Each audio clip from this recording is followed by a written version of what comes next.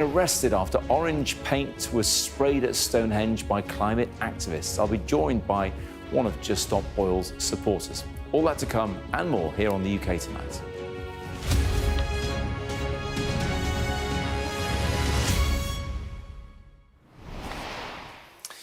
We start this evening with this search for a missing British teenager on the Spanish island of Tenerife. Jay Slater disappeared after a night out with his friends on Sunday. This evening, one of them has told Sky News she felt fobbed off by police after she reported him missing and described the desperate search to find him. The 19-year-old was on the island for a music festival that was last heard from on Monday. It's his first foreign holiday away with friends. Now, he called his friend Lucy Law just after 8 o'clock on Monday morning and shared his location with her, a mountainous area in the northwest of the island, which is popular with hikers. He told her he was going to walk back to where they were staying in Los Cristianos, but that's around 30 miles away. I spoke to Lucy early this evening. I'd gone home from the NRG festival a little bit earlier than everybody else because I was tired. So I'd gone home alone back to my apartment, and then I woke up to a phone call at like 8:30 in the morning, around 8:30, from Jay saying that I'd gone up to the mountains. That his phone was on 1%, so it was like about to die. He didn't know where he was. He needed a drink. That he'd cut all his leg on like a cactus, and that he had no idea where he were. So I said to him, like, if you're ever going to listen to anything I'm going to say, like, you need to listen now. You need to go back to wherever you've just come from before your phone dies, and I'll come and pick you up from there. Like, you need to go back there. He said to me, I can't go back there, I don't know where it is. So I just said, send me like a location. So he sent over a screenshot of his last location. So I went straight. The first thing I did when the phone had cut off was I rang the police.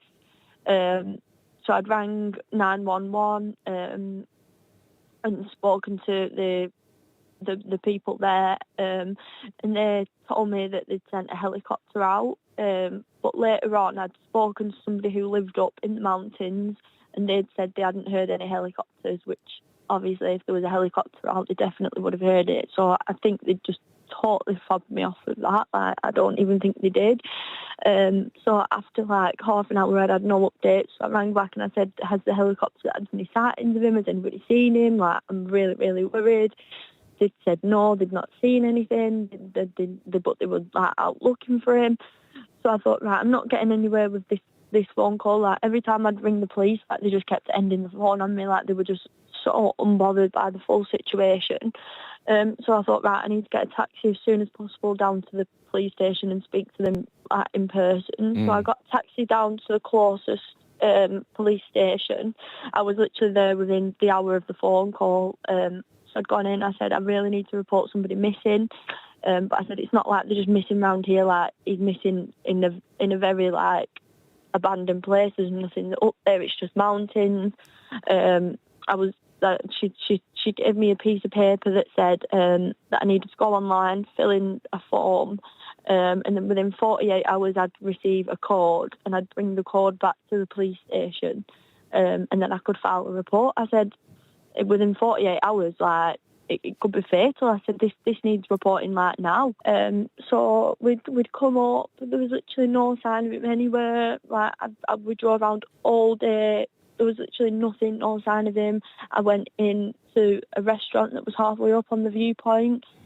And is that where you are now, Lucy? You're staying at the coast, but you're now up in the mountains where you think Jay was. I've literally not slept at all since I've got that phone call at 8 o'clock. We all hope that the search continues and Jay is found safe and sound. But the final question is, what is he like? What's he like at home? Is he sensible, or is he a bit more of a risk taker? What's Jay like? No, he's not a risk taker at all. That he wouldn't do anything. Like, I don't know why. I can't understand why he would come out of the house and then decide that he was going to walk. I don't know why he would do that. And then I think he set off maybe walking with battery and not realised how far the walk actually is. And then when he's obviously, or when I'd spoken to him, he said he'd already walked about half an hour. And then obviously, I don't know if he's walked half an hour down the road and then put it into his maps. And then obviously it said it's like really far. I really don't know why he set off walking. There isn't much up here. However, there are cars that come up here. There are people that come up here to hike. Like, I've seen so many people up here, and I've asked every single one if they've seen him, and nobody's seen him. And this is what I find weird, because if he'd have seen somebody or a car or a person, he would have either flagged down the car. Yeah. He would have said to someone that he needs a phone to contact someone. And also, he would never have his mum worrying like this. He would never have his family worrying like this. He would never have us worrying like this. Like, if he saw someone, the first thing he would do is say, "I need to ring my mum." Like, I know that for a fact. Well, I've never ever in my life been so worried at all. That was Jay's friend Lucy Law speaking to me from Tenerife earlier on. In a statement, police there told us a specialist mountain rescue and intervention group has been mobilised. A police helicopter is also out and focusing on the area around the village of Masca. Other emergency services, including firefighters, have also been mobilised. Everything possible is being done to try to find the missing man, they say. Back here, the government might have breathed a small sigh of relief for a moment today, as inflation finally reached the target of 2% for the first time in 3 years. But it's not all good news. Inflation in the services sector has remained stubbornly high at around 5%, making any immediate cut in interest rates by the Bank of England unlikely. Our business correspondent Paul Kelso reports now from Grimsby. What's inflation got to do with the price of fish? Well, in Grimsby, they know the answer. Sky News' target town is the historic centre of the food processing industry as inflation finally returns to the Bank of England's target. Here they say the statistics and the slab tell the same story. In terms of fish, prices have actually dropped over the last couple of years. We had the container crisis after COVID when stuff that we import from the Far East went through the roof. And then that's come back to normal, if not below what it was pre-COVID. And fresh prices have stayed steady. Falling food inflation is welcome for the hospitality trade, battered by COVID and cost pressures on businesses and their customers that the boss of one of Britain's biggest pub chains told me will linger. Energy cost, food cost, drink cost, labour cost. You know, these are all costs that have been volatile over the last couple of years, and inflation doesn't go up or come down in straight lines either. So, you know, we're seeing some areas come down, which is encouraging. But the impact of the last 2 to 3 years is that the cost base of running a small business is significantly higher. Predictably on the campaign trail, the Chancellor toasted success, while the woman who wants to replace him said consumers are still drowning their sorrows. Having inherited inflation that was higher than nearly any other major economy, it is now lower, and that means the difficult decisions we've taken have paid off. I don't think the economy has turned a corner. Many people are still really struggling because although inflation is back at target and that is welcome, of course it doesn't mean that any of those price rises have been undone. On the front in Cleethorpes, the political debate is less important than the pound in people's pockets. £3.60. There you go. No, where do you start with that one? Inflation's coming down. We're supposed to be feeling like we turned the corner. Is that how it feels? Is it really? No, not at all. Cost of living still rising. Inflation is rising. They need to put wages up. We're all support workers and our economy is disgraceful, what we get paid. Are you feeling things getting any easier? Not really, no. Not at all. Everything's still as expensive as it is. If it goes down in the next 3 or 4 months, I'll retract that statement and I'll say fair enough, I was wrong. But I don't think it will. Falling inflation is good news, but it will take time before households feel the benefit of this change in the economic weather. Underlying services inflation is still quite high, which means the Bank of England's unlikely to cut interest rates until September. And prices of clothes, of food, of rents are all still 20% higher than they were 3 years ago. If this is the turning of the economic tide, it may have come too late to change the course of the election. Paul Kelso, Sky News in Grimsby and Cleethorpes. Yeah, as Paul said there, many prices are still way higher than they were a few years ago, as I'm sure you've noticed. And as our economics and data editor Ed Conway explains now, borrowers are likely to be disappointed when the latest interest rate decision is announced tomorrow. It is a big moment, definitely, for the UK. I mean, we've been waiting for inflation. This is the rate at which prices are changing each year to get back down to where the Bank of England is targeting. Its target is 2%, and it came down to 2% in May. So, yeah, that is good news. But I'm afraid there's a bit of complexity to this, partly because, first of all, the Bank of England thought it might go down a little bit more than that. But secondly, look at this. When you dig into the numbers and look not just at the overall rate, but at how fast the price of services, so things like haircuts and all of that, are going up, they're still rising at an annual rate of 5.7% in May. That's higher than the Bank of England expected. It's higher than most economists expected. And because of that, although that overall number is down to 2%, the expectation in markets about where interest rates would be in the next few months, this is the expectation among investors just for August specifically. You might have thought that might go down if they thought that there was going to be a cut in August. But actually, look at what happened once those inflation numbers were released.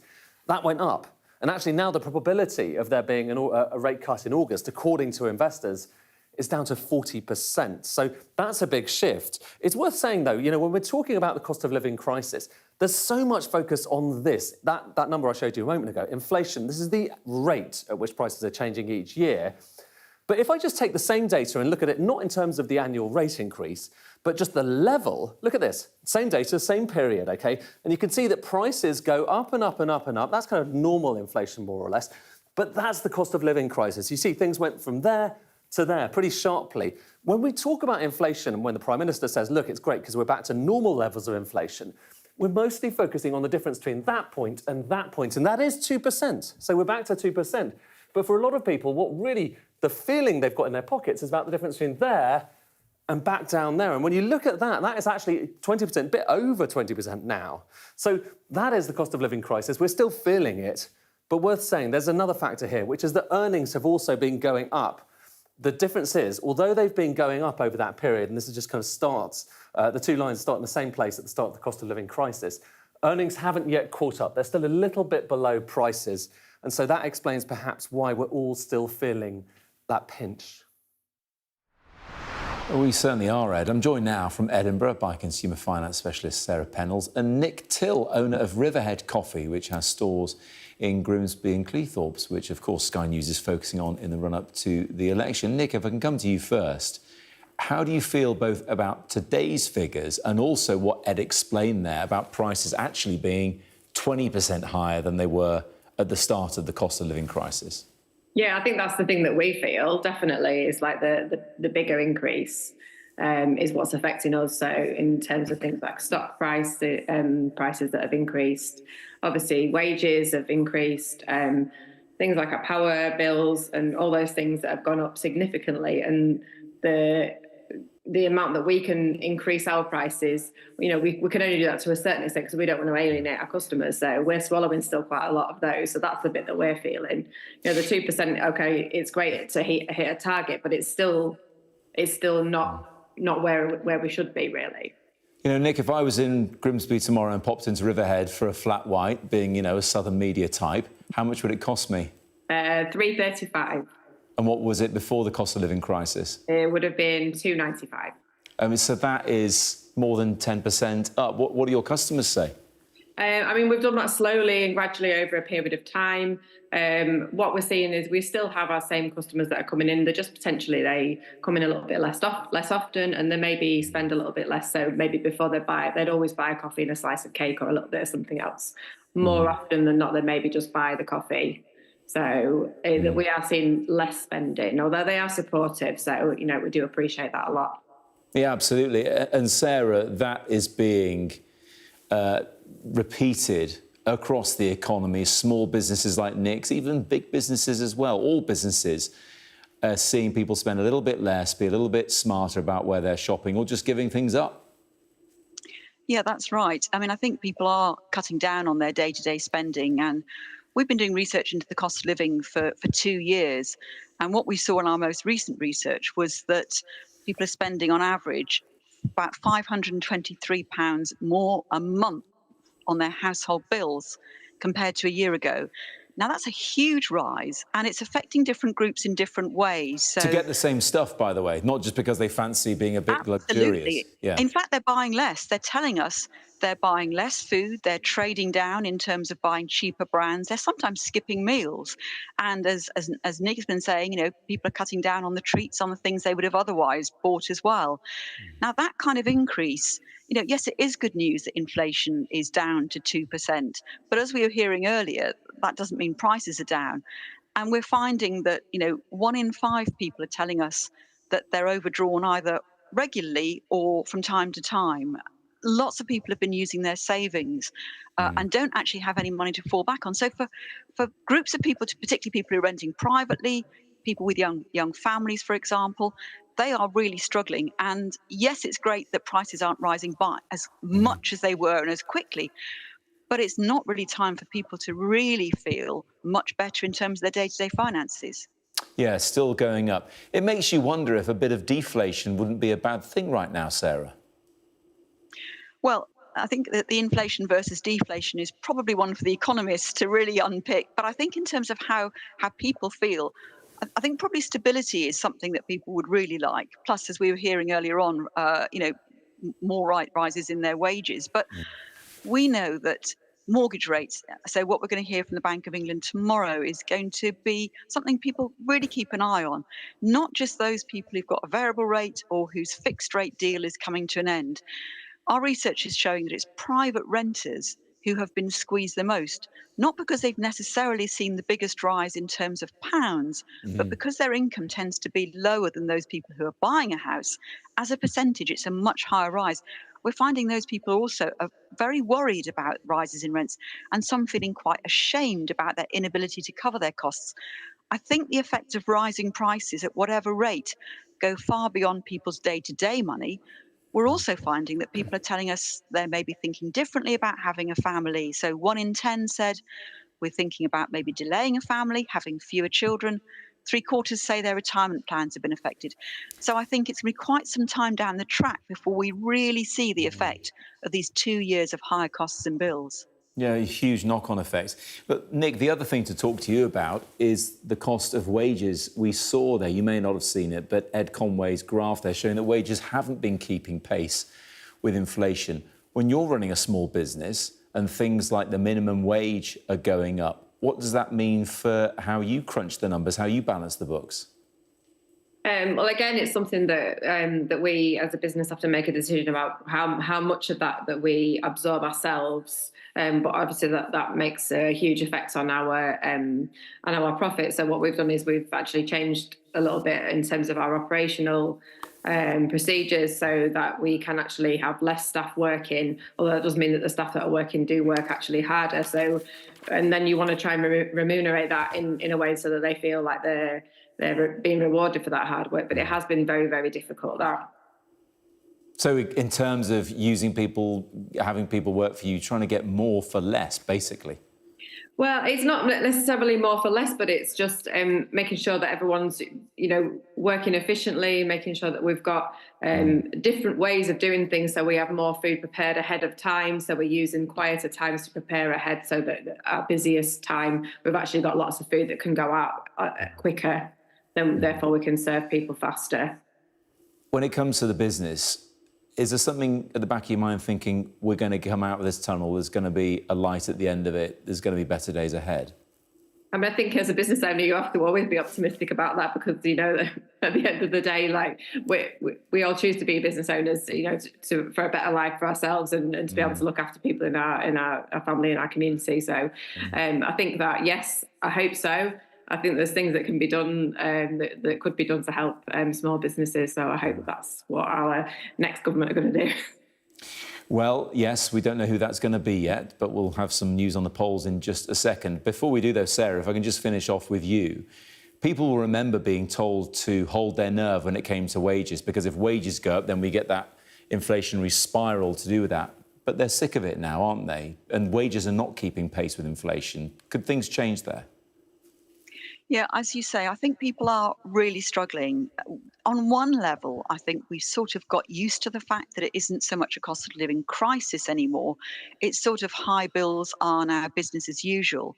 But that doesn't mean that people aren't really struggling. So, for example, people are telling us that instead of overpaying on their mortgage, they're actually struggling to make their monthly mortgage payments. Some people are taking out their mortgages over a much longer period of time, 35 years instead of 25 years.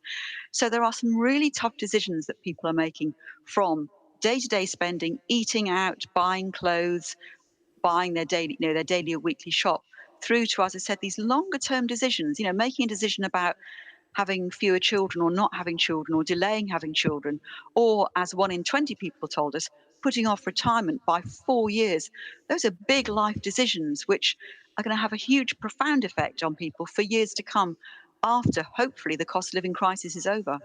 You're absolutely right. They really will, and in some ways, pretty concerning. Sarah, Nick, thanks both for joining me on the UK Tonight. Thank you. Still to come, a new poll for Sky News suggests a Labour majority of 200 seats, with Conservative support continuing to fall. Also, I'll be speaking to a Just Stop Oil supporter after activists sprayed paint on Stonehenge. And the jury in the trial of Constance Martin and Mark Gordon is discharged after failing to reach verdicts over the death of their baby.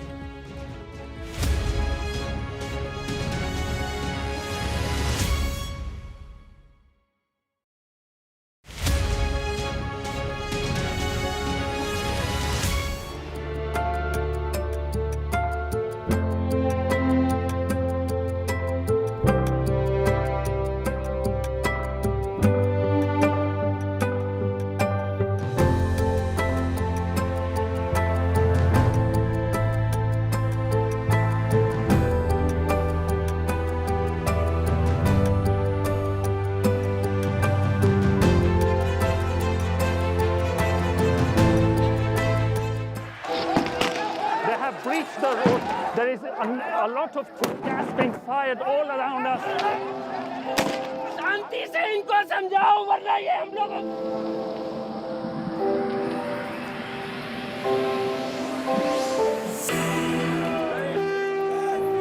It is an absolute carnival kind of atmosphere out here for Prime Minister Modi's decisive victory.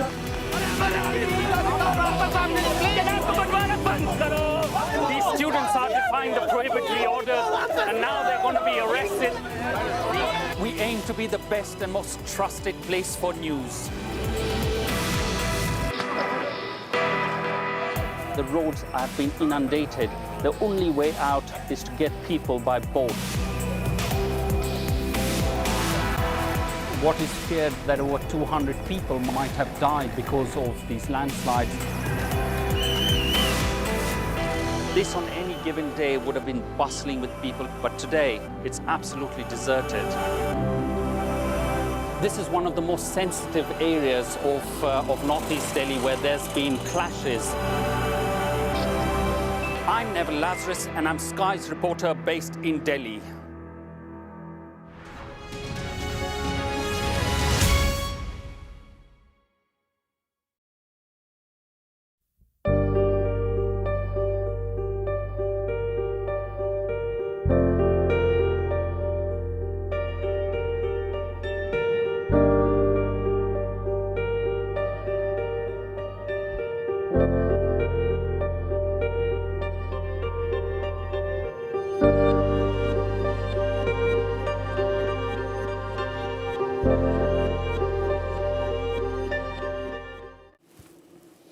Welcome back. You're watching the UK Tonight. Now, a new poll for Sky News suggests Labour is on course for a majority of 200 seats at the general election.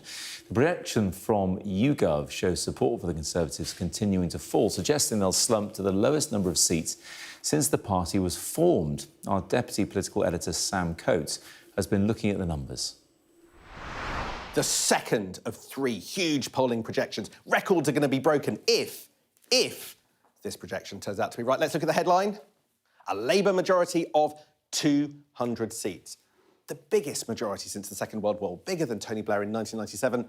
Let's look at the House of Commons that would result in that majority.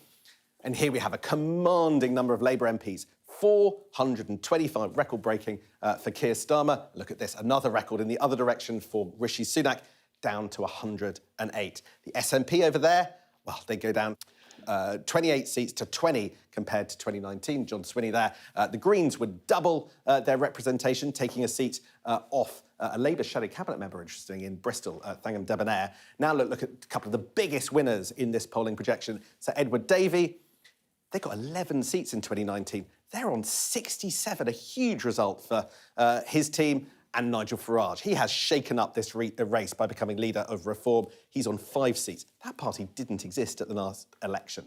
So let's have a look at what's changed in the campaign. In the last 2.5 weeks, you can see the Tories tanking, Labour staying the same, Liberal Democrats, probably the biggest winners, Reform going from 0 to 5. That is what this campaign has done, not good for the Tories. So look at this.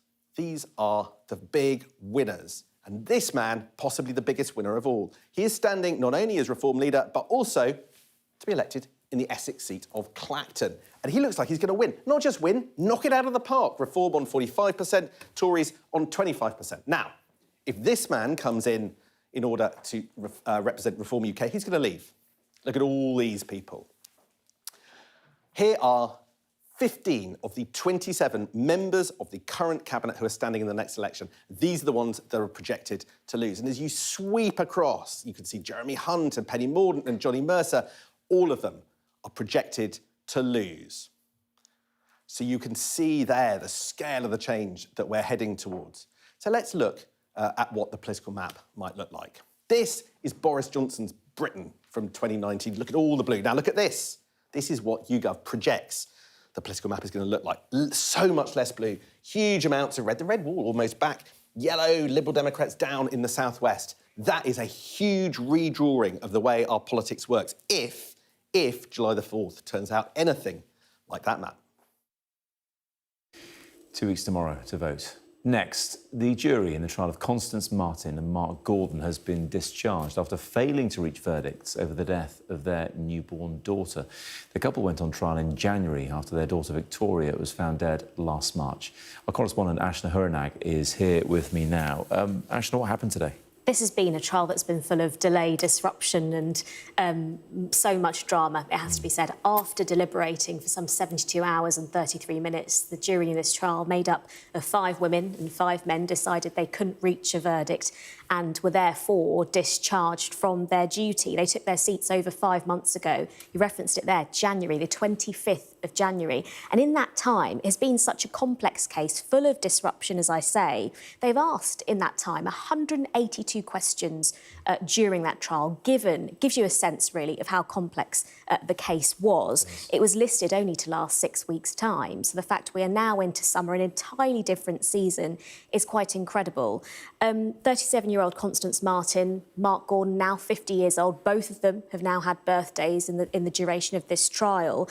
They were watching on in the dock today as that jury foreman stood up and delivered that sort of decision, really, that they simply couldn't reach a decision. Both defendants denied all of the charges against them, including concealing the birth of a child, cruelty to a child, perverting the course of justice, causing or allowing the death of a baby, and manslaughter by gross negligence. This all came, of course, after the body of their baby daughter Victoria, who we learnt was their 5th child, was found in a shed in Brighton in March last year. It followed, viewers may remember, that huge nationwide manhunt that we saw spanning some 54 days.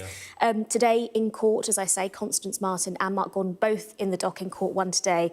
As that decision was made and they were discharged, Constance Martin smiled at the 10 jurors. She mouthed the words, "Thank you," to them. The judge in this case, Mark Lucraft KC, Recorder of London, he said that the jury had been exceptional in their dedication to this public service and excused them from jury service for life. The prosecution will now need to consider whether they move ahead with a retrial. Asha, thanks so much. Still to come here on the UK Tonight. We'll have a special report from Vietnam on the deadly routes being used by migrants heading to the UK. But what exactly are Just Stop Oil achieving by spraying paint on Stonehenge? I'll be talking to one of the group's supporters.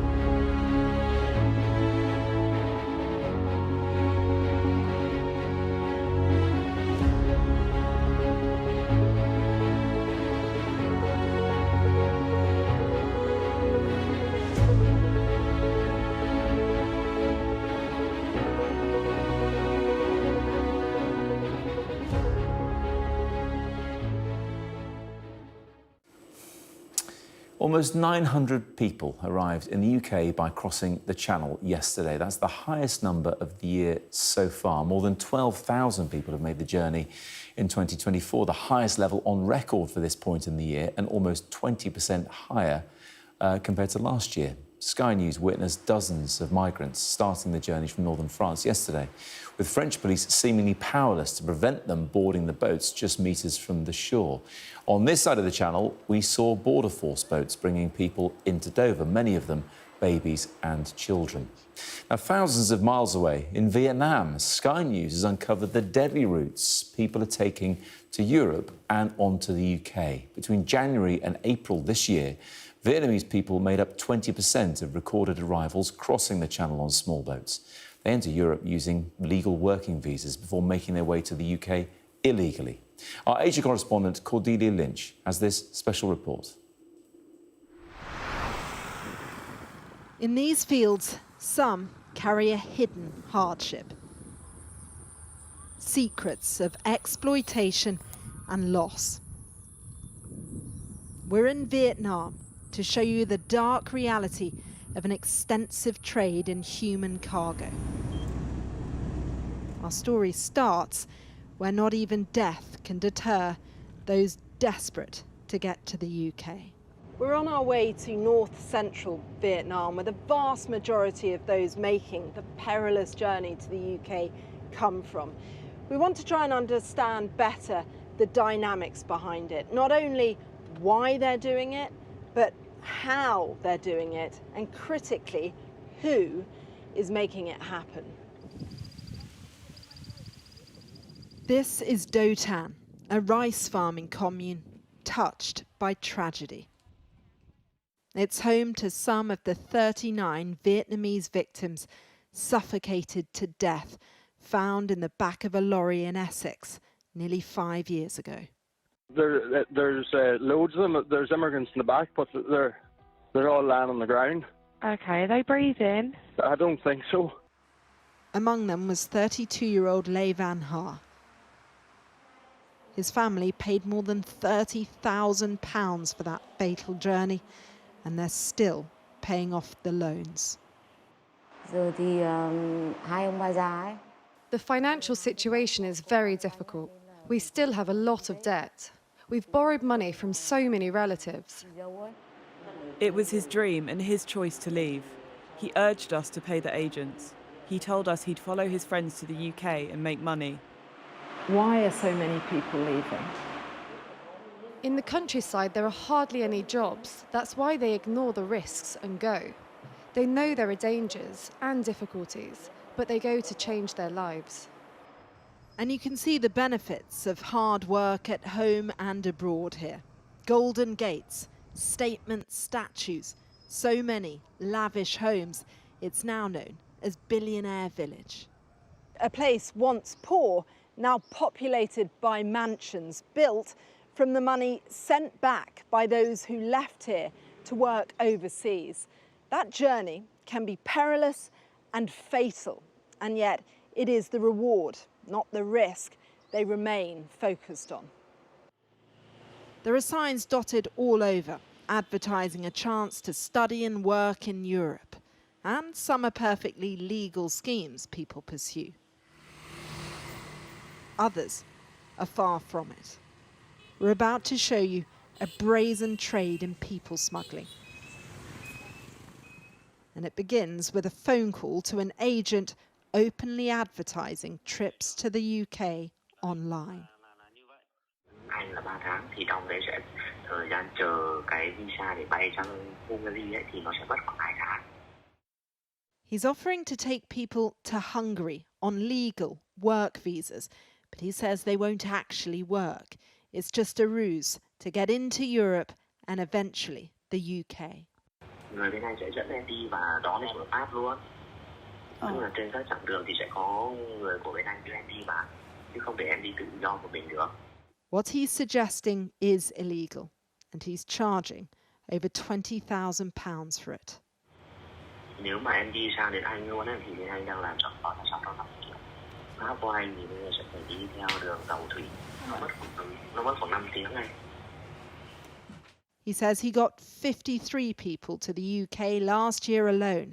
It's a stark claim, but is it genuine?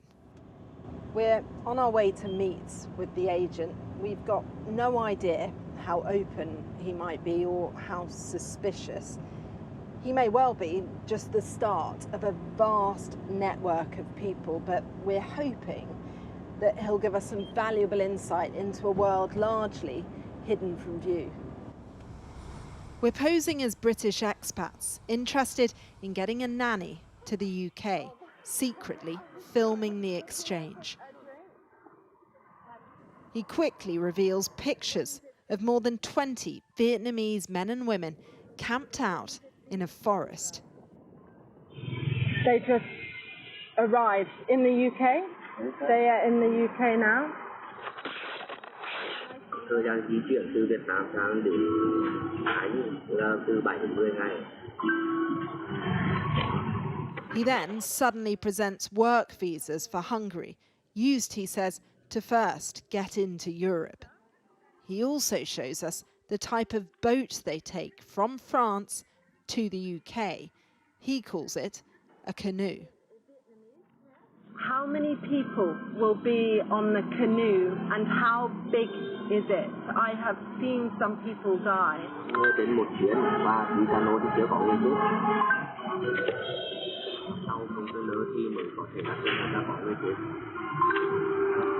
You think the canoe is safer than containers?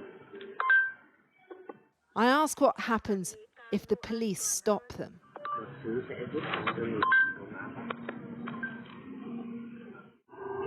worry about the people crossing, that they might get hurt?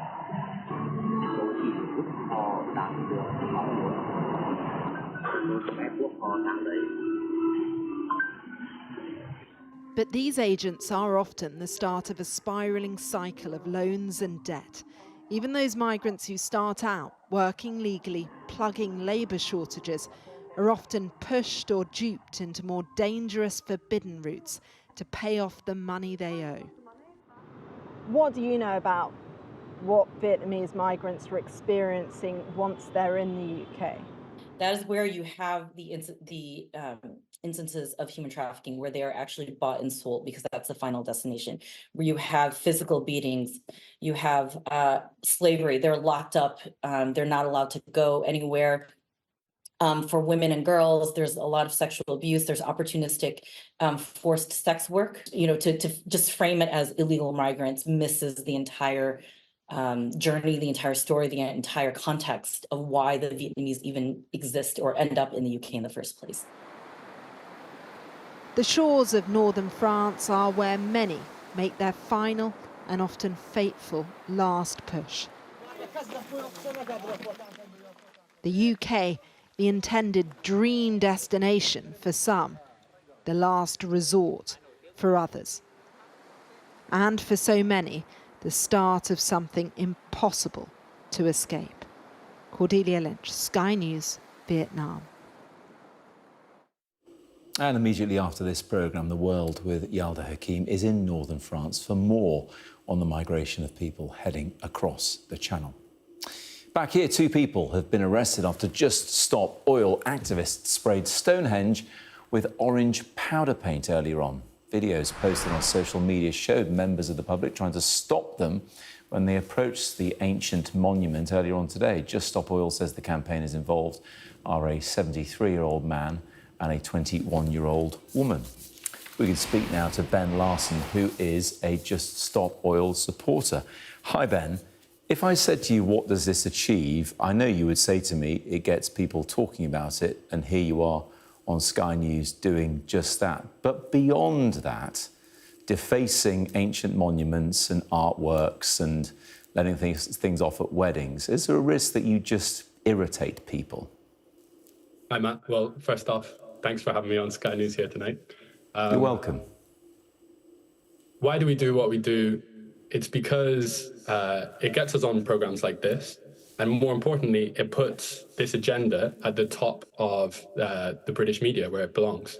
But So- does it? But apart from us knowing that you're called Just Stop Oil, does it really get the agenda there, or is it just people seeing you do something annoying in their eyes, and it doesn't go further than that? No, I think it absolutely does work, to be honest. Have you got proof of that, Ben? Do you do polling, or do you ask people? Tell us more about that. We do. Okay, no worries, Matt. So when Just Stop Oil first came onto the scene, new oil and gas licenses was a non-issue. It was a dead duck. No one cared about it. And British media sites like yourself just would not report on new oil and gas licensing. No one cared. Since Just Stop Oil has come on the scene, maybe annoying a few people, maybe breaking a few eggs in the process, but now oil and gas licenses are a major political issue in this country. Every opposition party, every major opposition party has taken up our demand of no new oil and gas licenses. And so that's why we're pushing one step further now. We're saying not only do we not need any new oil and gas licenses, we need the UK government to work with other governments around the world to create an emergency plan to stop burning oil and gas by 2030. This is a non-proliferation treaty for oil and gas, isn't that right? That's what you're you're calling it. 100% correct. Yeah.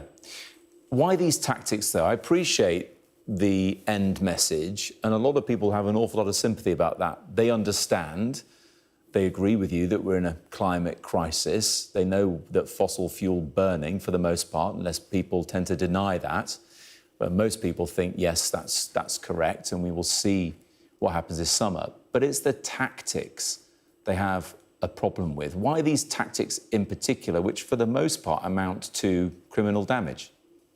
Well, you can call them criminal damage if you like. It's a bit of orange dust on a rock that's weathered 5,000 years of British weather. Now, come on, that's disingenuous. It's not a rock. It's an ancient monument that is a UNESCO World Heritage Site. Beautiful. It's a beautiful ancient monument, but this is orange dust.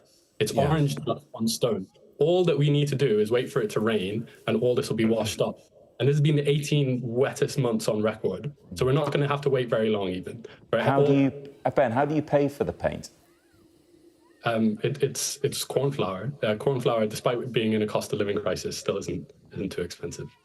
How much would it cost to clean Stonehenge? It won't cost anything. If it rains, it comes off, Matt.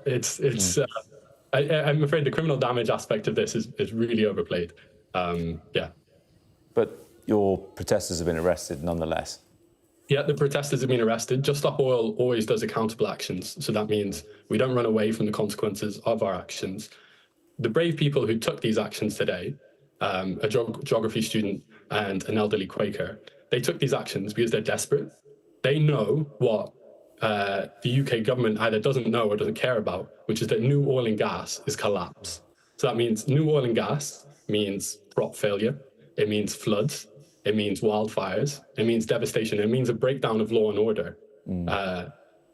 Basically, these people are not willing to stand on the sidelines and let all this be done in their name. And so in this election cycle, they're taking strong action to demand that the UK government does better, whoever wins this election. You know, some people see it a different way, as if it is so desperate and miserable, why are you ruining people's fun in the meantime? I mean, letting powder off at someone's wedding, is that really necessary?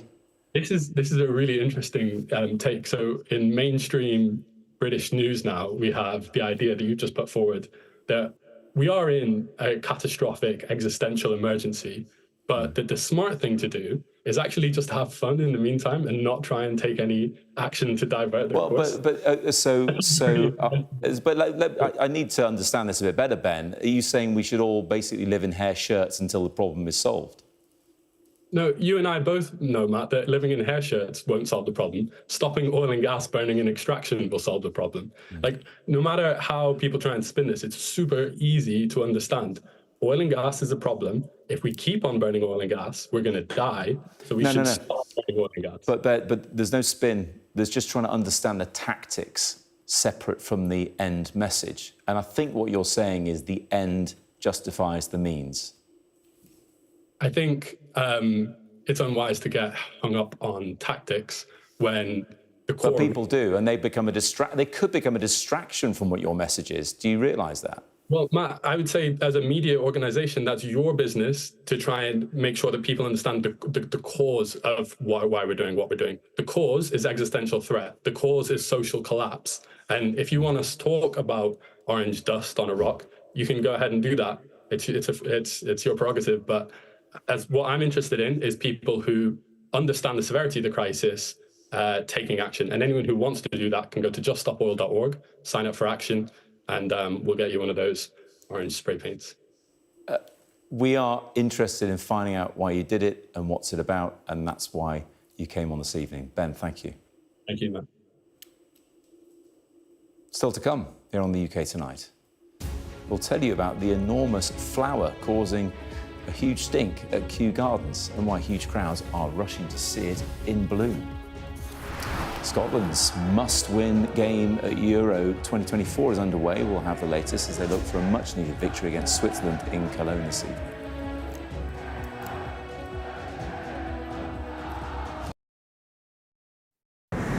They were doing everything right. They were on a lifeguarded beach, they both could swim, they weren't too deep, they were with people. I'd never ever heard of a drowning in a rip current. My son said that they were up to about their chest and then he said just suddenly they couldn't touch the bottom. Our two weren't weak children. Sunna was tall. Joe was 6 foot tall, strong, muscly, and he got knocked off his feet and taken by the waves. There needs to be discussion about water safety as a whole. It's a concerning statistic. I mean, there's a lot of contributing factors that could be leading to this rise in child drownings in particular. We've certainly seen probably more warm weather events, and we know that there is a link between those heat waves and instances of drowning. There's more people exploring open water through sports such as paddle boarding or going out and open water swimming in areas that they're not necessarily familiar with. And there's also, in all likelihood, a link between COVID lockdown and people not receiving those swimming lessons because of leisure centres being closed that they might have done in the past. We're in the middle of the Royal Life Saving Society's Drowning Prevention Week.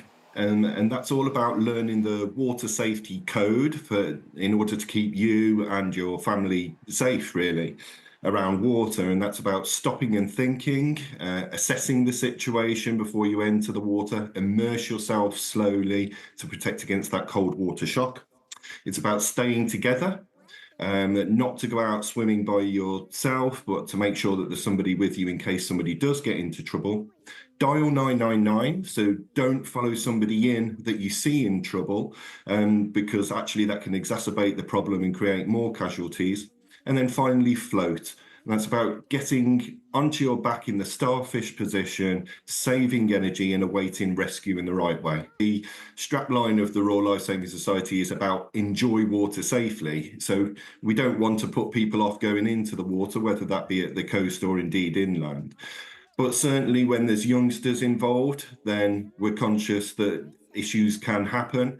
Therefore, we'd encourage all parents to keep an eye on your children. Welcome back in a moment. The extraordinarily smelly plant that's bringing the crowds at Kew Gardens in London. But first, Teddy has tonight's sport. And Teddy, all eyes on Cologne. Scotland's game with Switzerland's at half-time. What's going on? Good evening to you, Matt. Yeah, but at half-time, Scotland's hopes getting out of the group very much alive still. The score at half-time is Scotland 1, Switzerland 1. Wonderful start for Scotland. Manchester United, Scott McTominay arriving at the edge of the box. Left foot shot deflected into his own net by Fabian Schär, the Newcastle and Switzerland defender. Has been given as McTominay goal. It was on target. Big deflection set up there by Callum McGregor. But then in the 26th minute, a familiar name to Liverpool and Stoke fans will remember Xherdan Shaqiri. He's playing in America now for the Chicago Fire. Wonderful finish in 26 minutes to draw Switzerland level. Mistake by the Scotland right-back, Anthony Ralston, laying it across his own box. And from just outside the area, Shaqiri with a wonderful left-foot finish into the top corner, beat Angus Gunn. Gunn has since made a really good save to deny Dan Ndoye, who's looked dangerous for Switzerland. Ndoye also had a goal disallowed for offside. As it stands, though, pretty even. Billy Gilmour coming into the Scotland lineup today, playing well in midfield. And Scotland equal share of possession at half-time, 1-1 in Cologne. If Scotland draw tonight and they win against Hungary, they will go through from this group. I'll have more on their group in just a second. And also news of England's build-up to Denmark. Team news for that game tomorrow in just a second. This Sky News Sports Bulletin is brought to you by Vitality. Getting more people more active. Live life with Vitality. Amy James Turner's career has taken her from youth football in Yorkshire to the North West, Liverpool, Manchester United, then a season in the NWSL with Orlando Pride, to North London, where Amy helped Tottenham make history in the Women's FA Cup, reaching the final of the competition for the very first time. Not content with having impact on the pitch, Amy's also doing so off it, representing and driving the voice of women's football on climate. Hey, Amy, how you doing? Good, thanks. Hang on, you didn't tell me about this. Bringing a portable friend along. Who's this? Betsy comes everywhere with me, so she wanted to come and meet you, David. Oh, come on. All right, listen, great season for Spurs. How's it been? Yeah, it's been a great season, like you said. So many ups and downs, but so pleased with where we are this season compared to where we were last season. So, yeah, really happy. So you've done this report. Tell me, what was the process and who did you speak to? You know how I've been using my voice to promote sustainability initiatives, and yeah, I'm really passionate about this space, and I thought, how do other players in the game feel about this? You know I spark conversations in the dressing room, and I know it's very much me starting these conversations, but I felt like there was an interest there, and you know, women's football, there's so many great advocates in the game, and I thought, you know, I'll have a chat to my teammates, I'll see what they're thinking, where could we go with this? It's starting to rain. Yes, I think we need some coffee. Shall we go? Yeah, let's go and meet some new players then. 113 surveys completed, 36 clubs represented, 10 in-depth interviews, and 3 close friends and colleagues here with Amy to give the stories behind the stats. This Sky News Sports Bulletin is brought to you by Vitality. Thanks, Teddy. Now, we'd like to leave you with something weird and wonderful on the UK tonight. And crowds have been flocking to the Royal Botanical Gardens at Kew to see and to smell the infamous corpse flower. The Titan arum, to give the plant its real name, burst into life yesterday. Look at this. And usually only blooms once every 2 years. Its flower, while spectacular when it comes out, is said to smell like rotting flesh. But according to Kew, that's part of the reason it attracts thousands of visitors. However, if you haven't been already, you're probably going to have to wait until next time, with officials at Kew saying the bloom will probably only last until tonight. Stinky. Time for a quick look at the weather now. It'll be quite summery into the weekend, and there's a chance of a heat wave, wow, developing next week. Before then, it'll be mostly fine this evening, but the windy northwest will be cloudy with a little patchy, mainly coastal rain. Most places will stay dry, clear and calm overnight, with a few fog patches forming. But central Scotland, northern parts of Ireland and Northern Ireland will see cloud and little patchy, drizzly rain moving in. That is all from the UK tonight. You can catch up on all the highlights on our webpage. Up next, it is The World with Yalda Hakim, live tonight in northern France. Join her shortly.